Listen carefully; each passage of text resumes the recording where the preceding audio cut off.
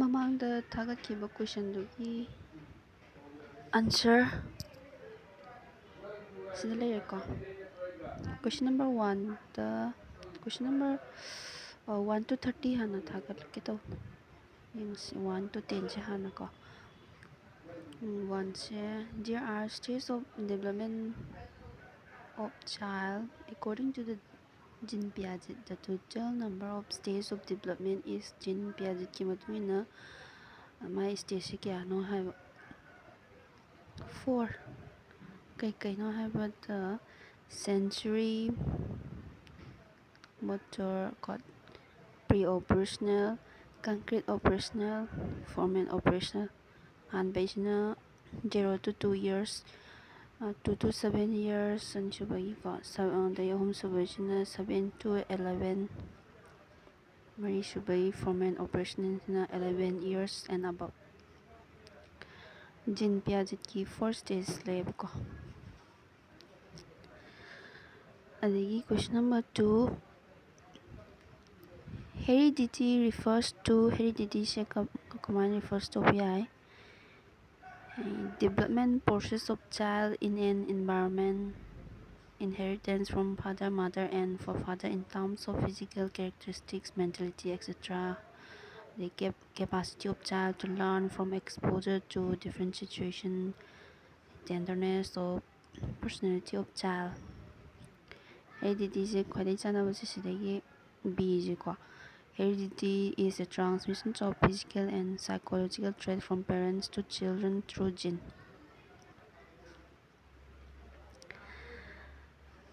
Development haisna kaino yengasi. Development se maturation la, learning la, synthesis of ability la, all of them la. Maturation jo oidoni ko development se learning jo development da chingdoni, the synthesis of ability sisu koina development da chingdoni, all of them se orani ko. Explanation da development is a lifelong process involving maturation, learning, and the integrations of ability. The question number 4, the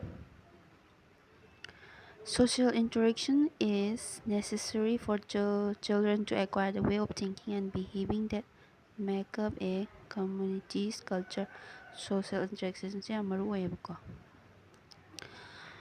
Aduna masigi statement se kanana pigibno ha matamda Jean Piaget, Lev Vygotsky, Colbert, Thorndike sise Lev Vygotsky oidubuko.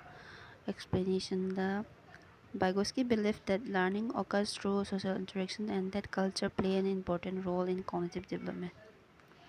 Question number 5, how many stages are classified by Colbert for moral development of a child? My Colbert's stage to kayano? Stage taruk oidaba natra aduga level home level home sida stage anini yarga home oibado kai stage no haibada pre-conventional ko level se pre-conventional, conventional, post-conventional sida anini stage yawbado ko. Question number 6 da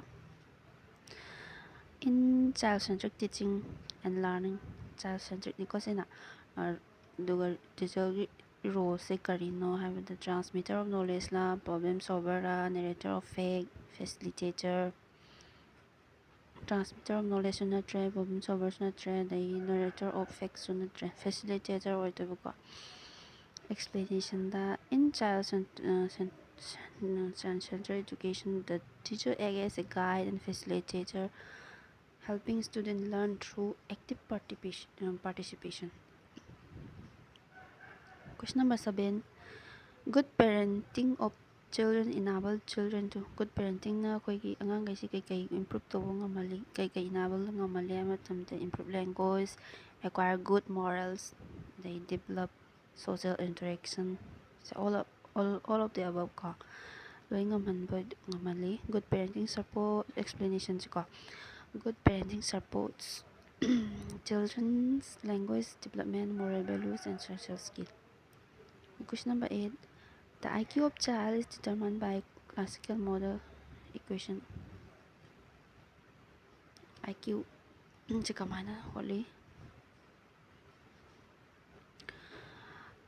chronological age ꯍꯥꯏꯕ ꯑꯃꯒ mental age ꯍꯥꯏꯕ ꯑꯃꯒ ꯂꯩ꯫ ꯁꯤꯁꯦ ꯀꯩꯀꯩꯅꯣ ꯍꯥꯏꯕ ꯃꯇꯝꯗ mental chronological age-ꯁꯤꯅ ꯏꯁꯥꯒꯤ ꯆꯍꯤꯗ ꯑꯣꯏꯗꯕ ꯃꯥꯏ, ꯑꯗꯨꯒ mental age-ꯁꯤꯅ ꯑꯩꯈꯣꯏꯒꯤ ꯃꯥꯅ ꯇꯧꯊꯣꯔꯛꯄ ꯃꯥꯒꯤ ꯆꯍꯤꯗ ꯑꯣꯏꯗꯣꯏꯕꯀꯣ꯫ ꯁꯤꯁꯦ ꯕꯤꯁꯦ ꯀꯃꯥꯏꯅ ꯑꯣꯏꯔꯤꯅꯣ ꯍꯥꯏꯕꯗ ꯑꯦꯛꯁꯄ꯭ꯂꯦꯅꯦꯁꯟꯁꯤ ꯌꯦꯡꯉꯁꯤ꯫ ꯑꯦꯛꯁꯄ꯭ꯂꯦꯅꯦꯁꯟ ꯂꯩ꯫ ꯋꯤꯂꯤꯌꯝ ꯁ꯭ꯇꯔꯟ ꯍꯥꯏꯔꯤꯁꯤꯅ ꯀ꯭ꯂꯥꯁꯤꯀꯦꯜ IQ ꯐꯣꯔꯃꯨꯂꯥꯁꯤ ꯀꯩꯁꯦ ꯌꯦꯡꯁꯤ꯫ mental age divide by chronological age into 100 ꯀꯣ ꯃꯁꯥꯒꯤ mental age-ꯗꯨꯗ ꯃꯁꯥꯒꯤ chronological age-ꯁꯤꯅ ꯗꯤꯚꯥꯏꯠ ꯇꯧꯔꯕ ꯃꯇꯨꯡꯗ 100 into ꯇꯧꯕꯁꯦ IQ ꯄꯨꯊꯣꯛꯄꯒꯤ ꯐꯣꯔꯃꯨꯂꯥꯅꯤ ꯀꯣ꯫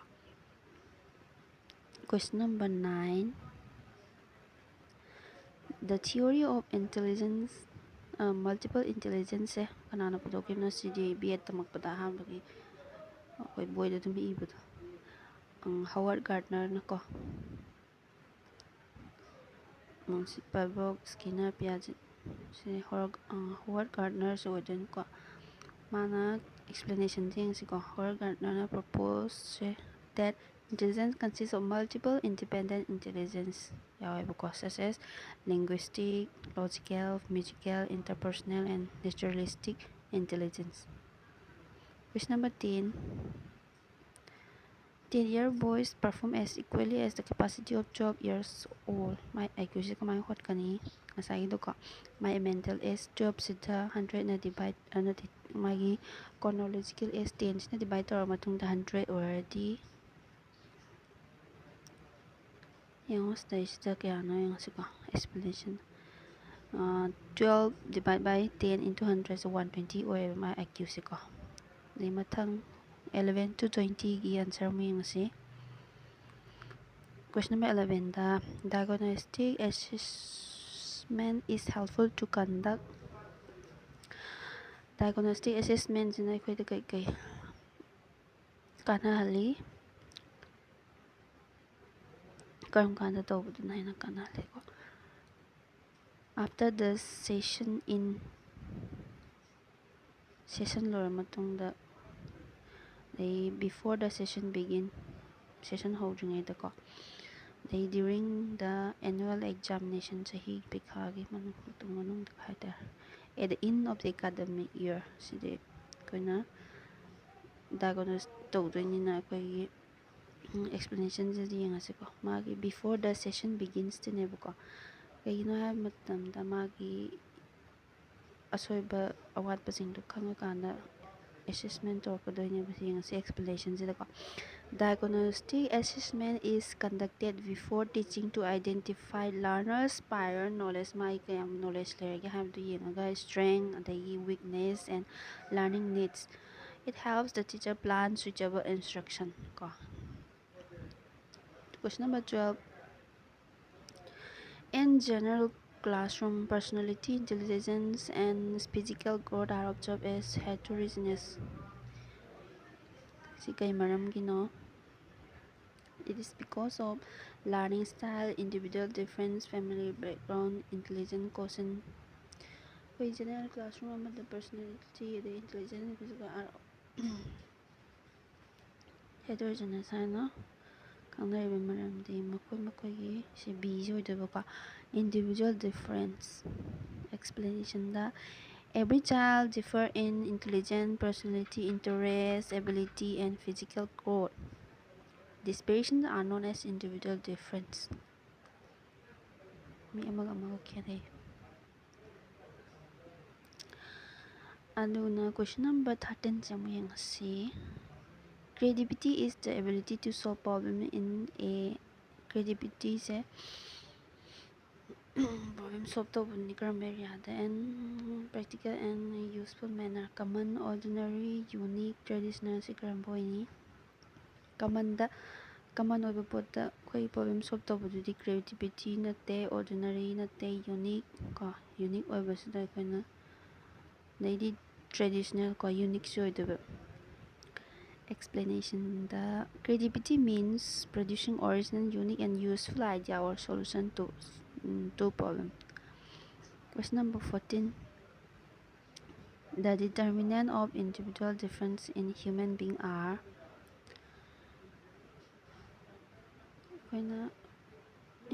mi amaga amaga ꯈꯦꯠꯅꯔꯤꯁꯦꯀꯣ individual difference ꯀꯃꯥꯏꯅ ꯑꯣꯏꯔꯛꯏꯅꯣ heredity ꯈꯛꯇꯪꯒꯤꯔꯥ environment ला ꯑꯗꯩ intelligence ꯈꯛꯇꯪꯒꯤꯔꯥ heredity and environment ꯅ ꯃꯔꯝ ꯑꯣꯏꯔꯒꯀꯣ heredity ꯁꯨ ꯑꯣꯏꯒꯅꯤ ꯑꯗꯨꯒ environment ꯀꯣ ꯃꯥꯒꯤ social ꯑꯣꯏꯕ environment ꯗꯨꯅ ꯃꯔꯝ ꯑꯣꯏꯔꯒ ꯃꯤ ꯑꯃꯒ ꯑꯃꯒꯁꯦ ꯈꯦꯠꯅꯍꯟꯕ ꯑꯣꯏꯗꯣꯏꯕ ꯗꯤꯒꯤꯁꯦꯀꯣ heredity and environment explanation ꯌꯦꯡꯉꯁꯦ individual difference developed through the combined influence of heredity, gene, environment, family, school, society, culture. Question number 15 sina. According to the Jean Piaget, inability to conserve quality is seen in which stage? Sensory motor stage, concrete operational stage, formal operational stage, pre-operational stage.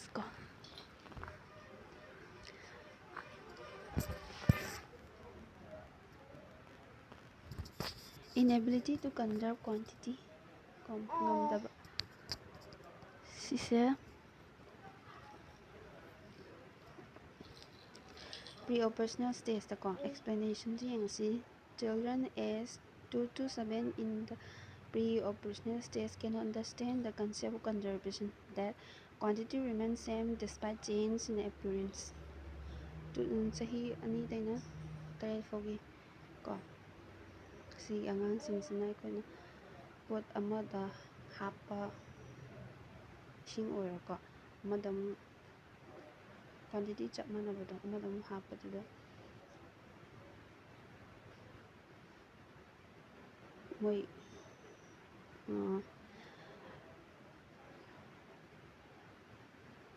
ꯈꯪꯕ ꯉꯝꯗꯕ ꯍꯥꯏꯇꯥꯔꯦ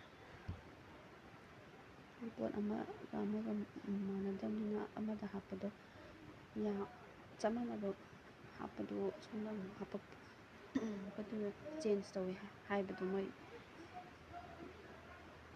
ꯁꯦꯝ ꯍꯥꯏꯕ ꯉꯝꯗꯕꯗꯀꯣ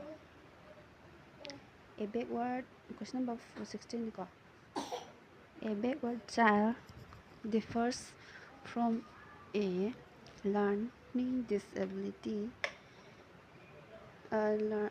learning disabled child in the sense that backward child se koina learning disabled child dagi kamaina koina khenai haribano disable oiba angang amaga ko backward child se kamai khenai haigani hai matamda options yengsi ko. A learning disabled child is usually average or above average in intelligence, but a backward child may have below average intelligence. B. The backward child always has physical disability. A learning disabled child cannot be taught. Both are exactly the same. A is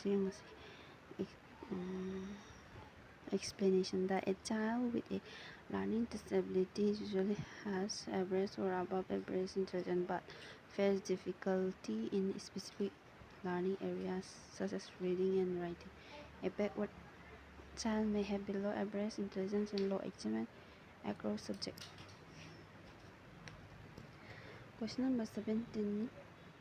In a general classroom, what priorities should be given to specially needy children?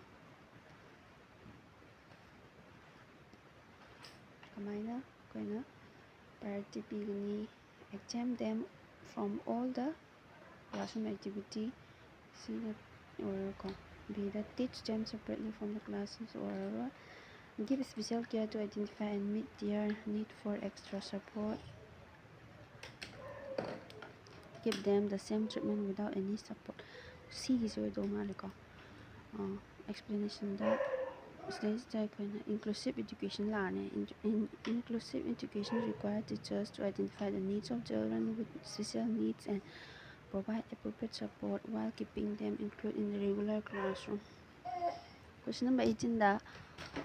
The common educational provisions for gifted children is gifted children repeating the same class sidi yaararoi. Punishment for mistake nte. Restricting learning opportunity. Daisy enrichment program in the school. School curriculum. Explanation: the gifted children benefit from enrichment program which provide advanced, creative, and challenging learning experience beyond the regular curriculum. Question number 19. To overcome learning difficulties in children, teachers should learning difficulty. Teacher increase homework dum piraga learning difficulties overcome tawba ngamgadra. No. Give strict punishment. Ignore the difficulties. Ignore tawgadra natteko. Use diagnostic assessment and remedial teaching. Mai khangdabasingdo ko diagnose tawrkanda remedial teaching piba ma mathau taibako. D gise ko. Teachers should first diagnose the learning problem and then provide remedial teaching to help students overcome their specific difficulties. Question number 20. How should children be taught? By lecture method only, by memorization only, by play method, by giving only written work. Question C, option C is right. By play method. The playway method playway method learn to make learning enjoyable line enjoy tawraganda khangba ngamhali. Playway method active and meaningful. It encourages children physical, social, emotional, and cognitive development. Question number 20. 21 to 30 mo 21 a creative teacher is one whose creative teacher is kamain haigani. Write poem regularly, write history book, draw beautiful pictures, develop creativity in children. The children sing the creativity develop to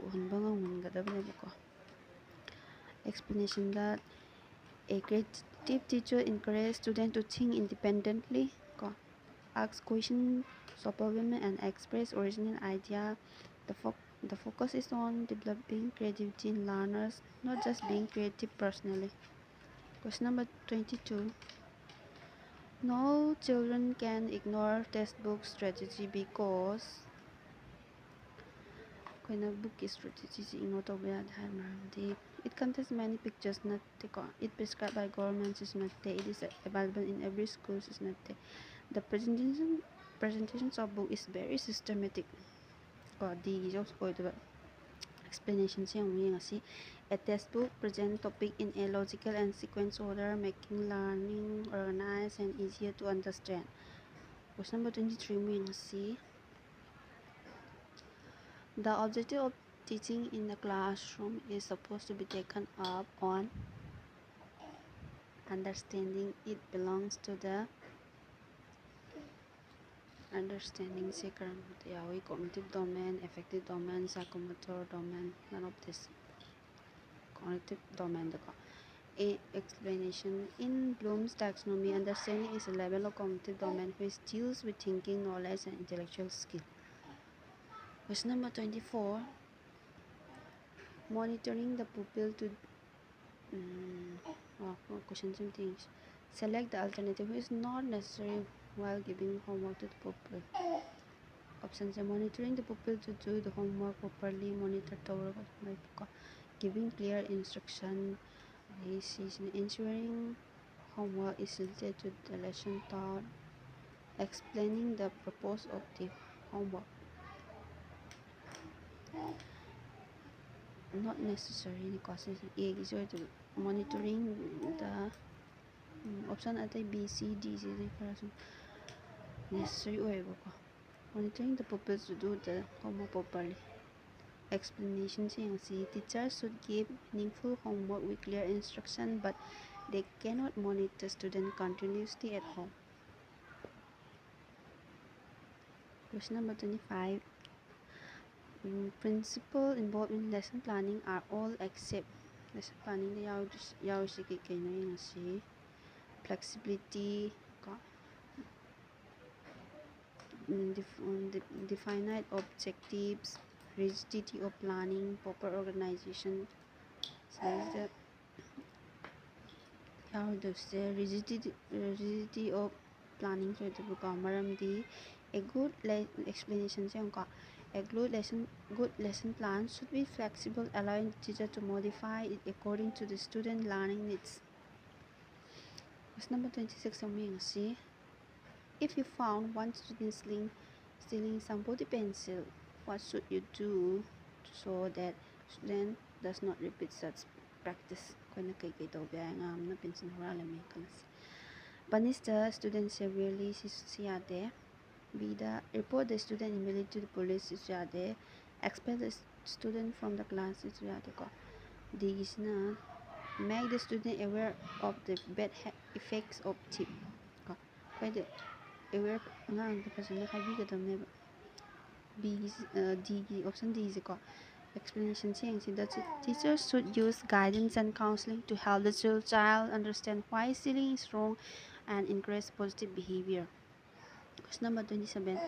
Nowadays, we see students lacking interest in education.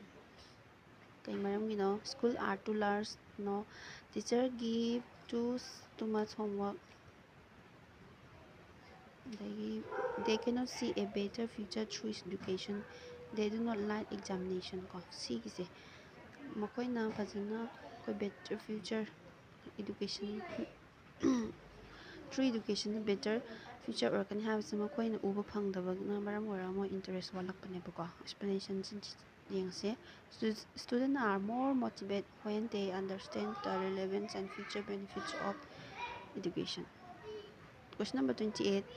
In NEP 2020, the structure of school education is transferred to 5 plus 3 plus 3 plus 4. The preparatory stage belongs to explanation. Ahambai chahi manga sina foundation NEP the foundation sina chahi manga lere ahambai se manungi 3 sina preparatory amadi middle preparatory sina class 3 to 5 middle lere aduga secondary sina 9 to 12 aduga 4 years de question number 29. In the teaching of little children, the correct sequence is listening, speaking, writing. Explanation children first learn by listening and then speaking. Reading and writing develop later. Among the question number 30, last question. The best place for social development for a 12 years old child social development. Best place home, playground, community, home they khar lap thore mo si angang ge ko isana chatna indinda kaida chatpa angang ge ne 12 years old playground bodi yodri community su yodri koi school so do ma asi explanation school ne at this stage school provide opportunity for teamwork, leadership, communication, cooperation, and interaction with peers, making it best setting for social development. Question number 1 to 30 explanation. Makha tabda mathang video do mo yengu minarsi.